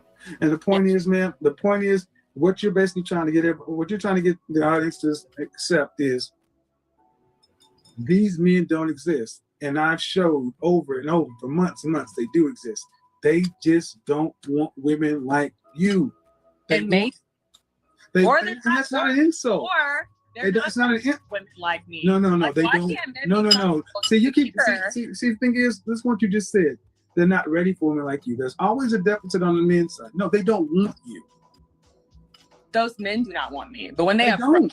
When they approach, and here's the thing. Listen. Me and asking me to marry them. And Listen. But then when we sit around and come out and about lunch, she's not now. Now your ego's involved. Listen. You ladies control access to sex. We control access to relationship. So you can say whatever you want. We control access to relationship, and they don't want it with you, and they're going to get it from another woman. And the only way you're going to get it is to understand what they want and give them what they want. Not say they're not ready for you. They ain't hearing that bullshit. They're going on down the street. It's the Doppler effect. They ain't ready for me. They can't handle me. And he's going on down the street with his fiance while your ass is just getting older. I mean, I'm trying to keep it light, man, but I get upset when I hear sisters who will sit back and put on their diva boss 10 energy when you look in reality dead in the face at 30 years old. 29. Straight up in the danger zone. Okay. That means you got 5 more years before 6 more years before high-risk pregnancy. After this conversation is over, man, go back and listen to it because I'm trying to tell you that the men exist.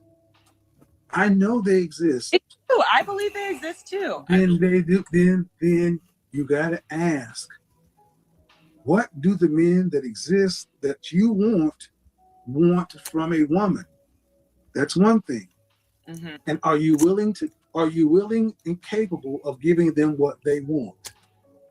Can you make a deal? Right. Because they exist. Men who are like me in socials and out, they're just downplaying their whole personalities to get these like.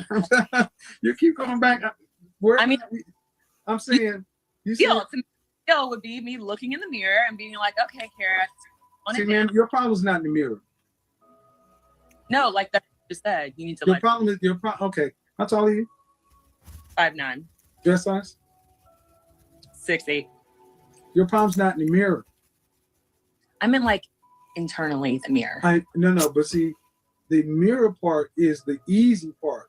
It's the other part, the communication, the behavior, the interaction, the part that draws the kind of men that you want to you and repels the fuck boys you're talking about away. Mm-hmm. See, the guy that I was talking about, the attorney, he was done with American women. He was done. He was going to move to the Dominican Republic. And I said, come on in my group, man. He resisted. Go to my channel, the video's up. And he said, man, I just decided to join it. And inside of 1 week, got his fiance, just bought a new house. I just saw him. Thank you for the Christmas gift.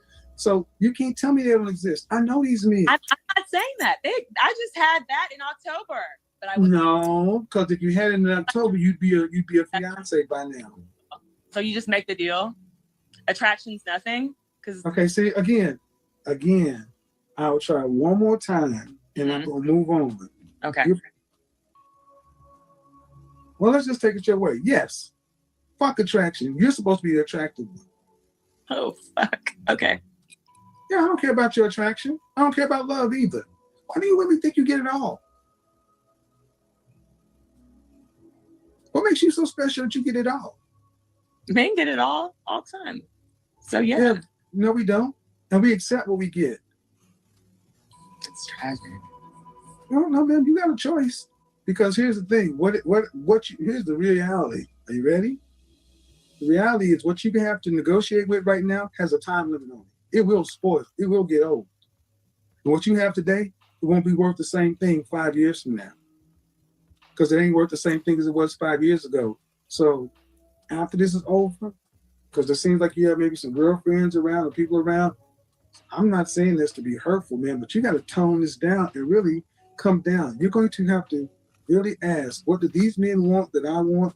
And then what matters more? Do you need this, that, that, and attraction and this? And if that's the case, go in your wallet, go pay $60,000 to a matchmaker and do it that way. That is why pretty isn't everything. If your focus is on a pretty girl, make sure to ask her questions, guys. It is always important to find out the core qualities of a woman versus the surface level. Looks isn't everything, and this is how they oftentimes get men with their attraction. But inside, oftentimes, sadly, they're an empty shell. And that's a fact. Goodness gracious me. We're going to continue this conversation on Thursday Night Vibes. Let me touch on, just give you a snippet of another video I'm going to share. Then we're going to have the discussion about it on Thursday. So let's dive into that for about a couple of minutes. Then we're going to continue the show. So here we go, ladies and gentlemen.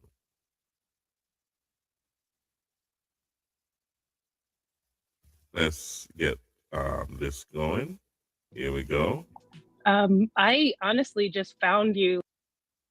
Relationship insight for men. I'm going to leave in my comment for the end of the video. And if you guys do enjoy, please. So listen to this for a couple of minutes, ladies and gentlemen, and then we're going to continue. Here we go. Single, never married, no children. All right. So what do we got here?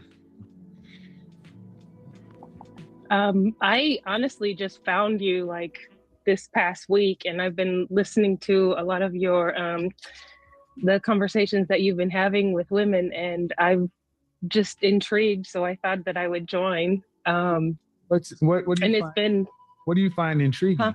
What do you find intriguing? Just the subjects and the things that you guys talk about, just in regard to women being a certain way, and then they think that they deserve, top earners in the country, and yeah, it's just kind of crazy. My name is Jay Prang, 55 years old from Atlanta, Georgia. I think you should get older. Let's get this off the screen and go back to regular programming. Okay, you said you're single, no children, never been married. Correct. All right.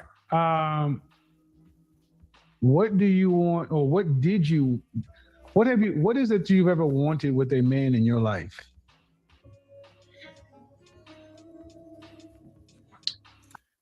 So listen to this carefully. I want you to remember this. I'm going to replay it on Thursday because it is extremely important that you listen to what's coming here. Here we go, ladies and gentlemen. Here we go. Let's get into it.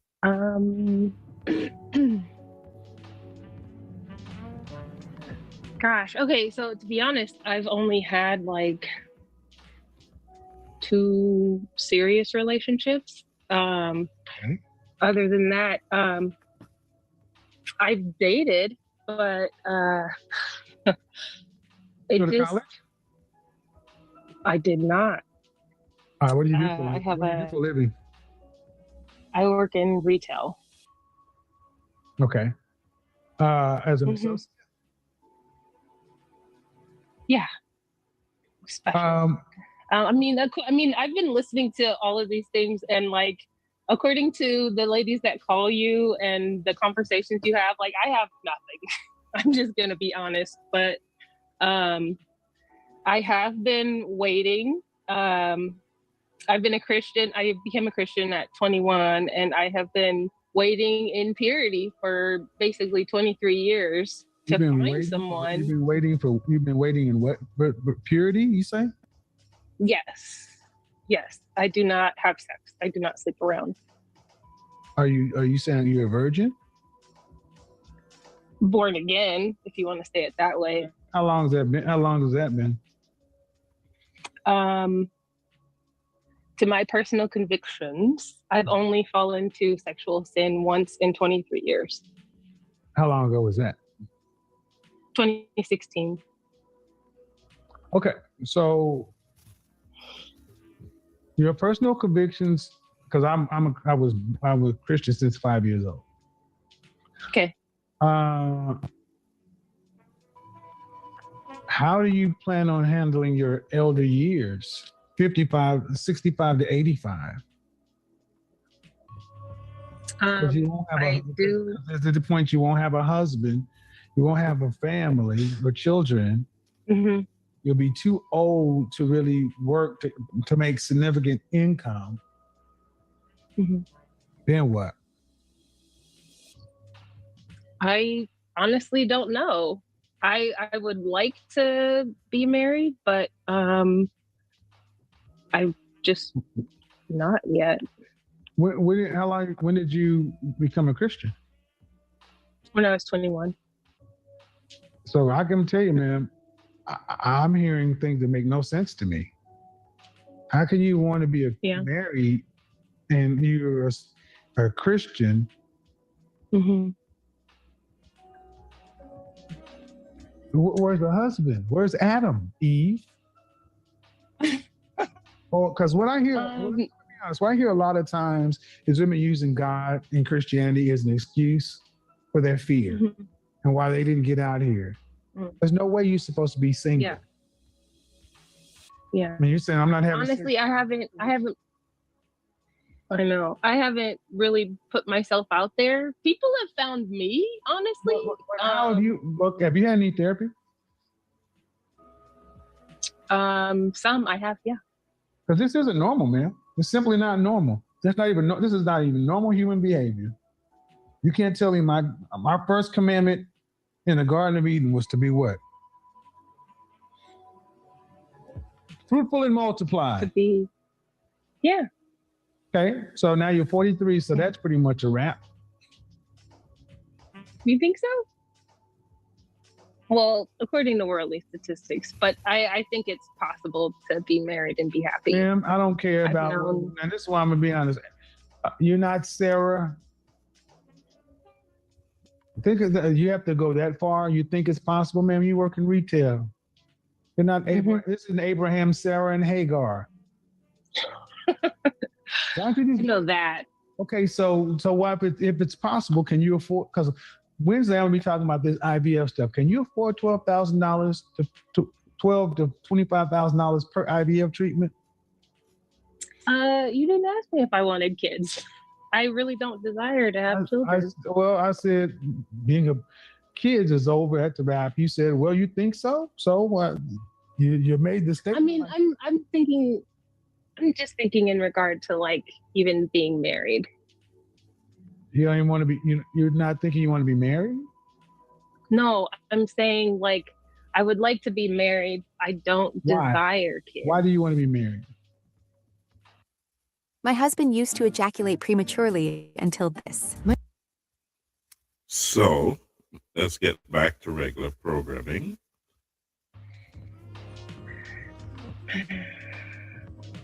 I think if I were to find my best friend, someone that's not what a husband's job is.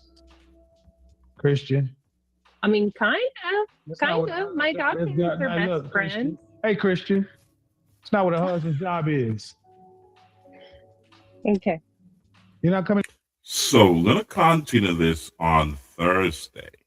It's very interesting. We're going to elaborate on this, talk about it, because somebody needs to bring women of a certain subset back to reality.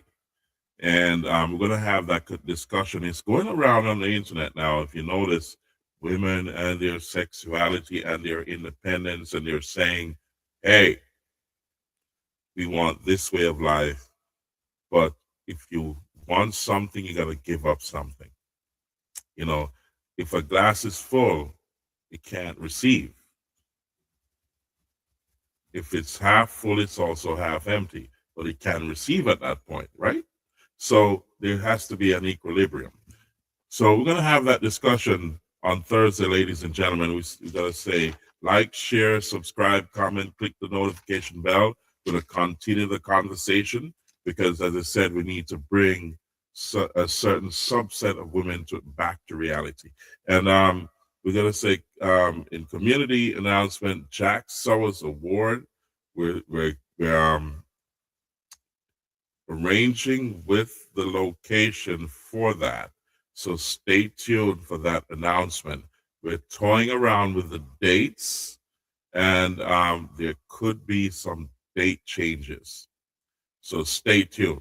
So also the Alpart, formerly the former hourly workers of Alpart and their pension problems.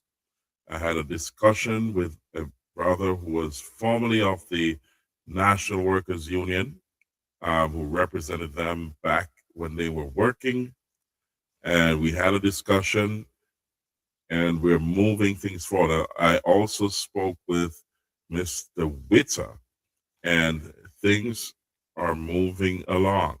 Maybe a little bit slow, but it's sure. So we're going to continue that segment, and we're going to continue to all the way. We're not going to stop here.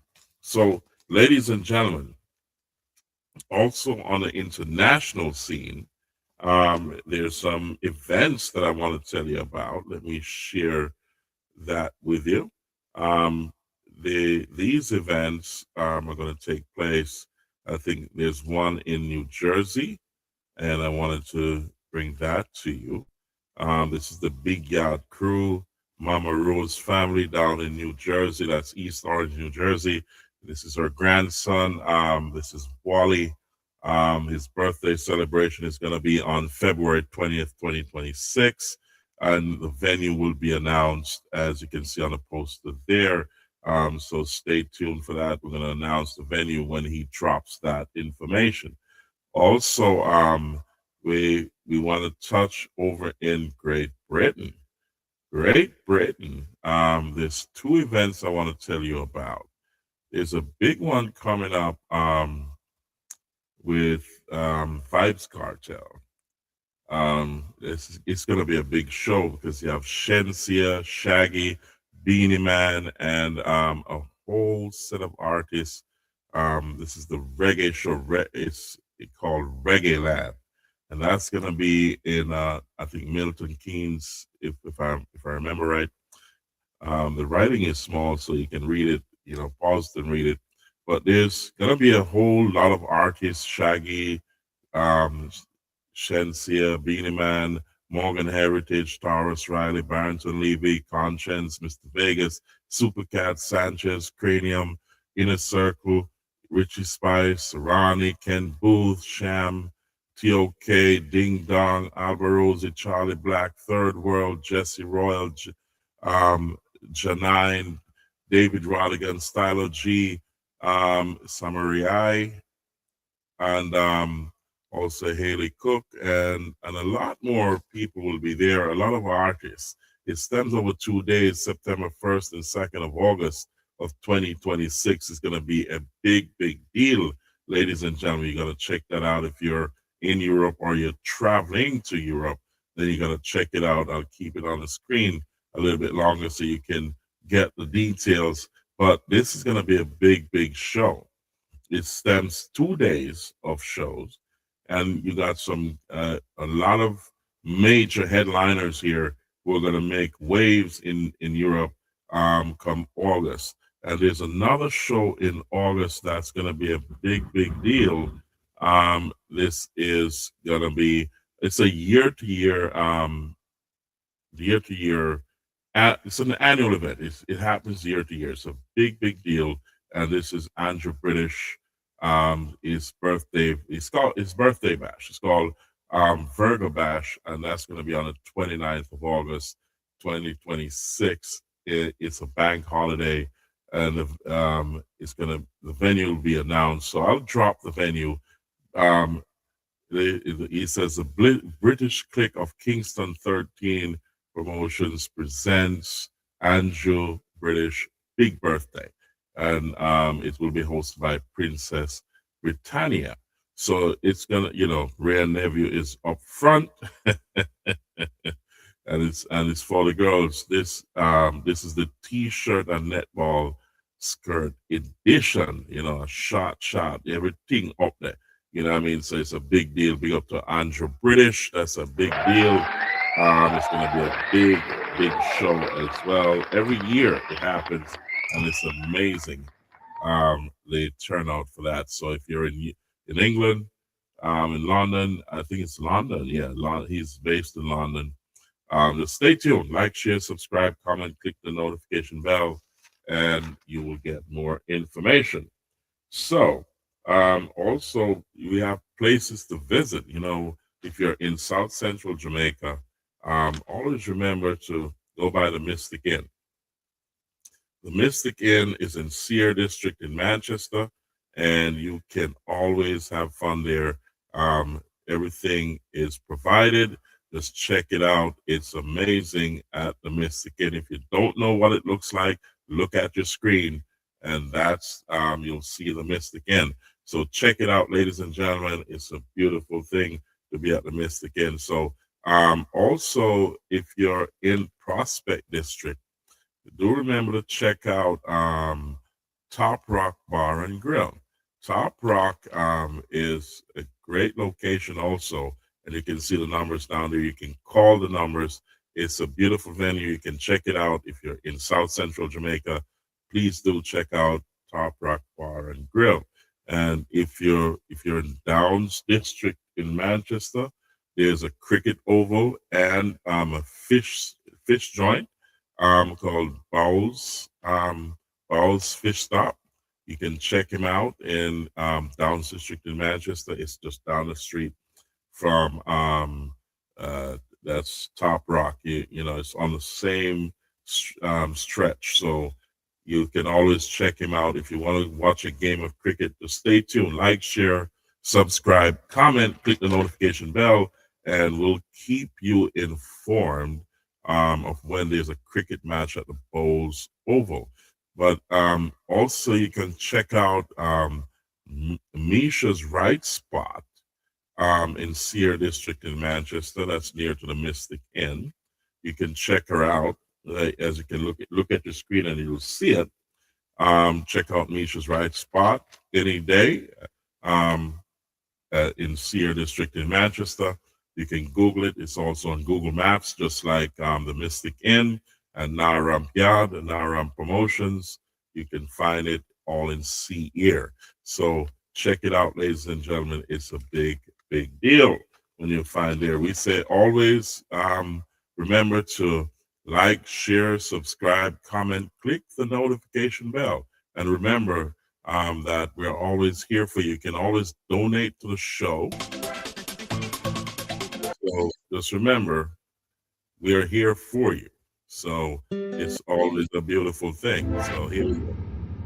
Ladies and gentlemen, always remember to pray going out, pray coming in, and always remember God is in control. This is RAMP Promotions, the Real Deal Podcast Show. We're going to close the show right now. I would say thank you for being here. It's a beautiful thing. It's good to have you. Please like, share, subscribe, comment, click the notification bell. We'll be back here for the first night live.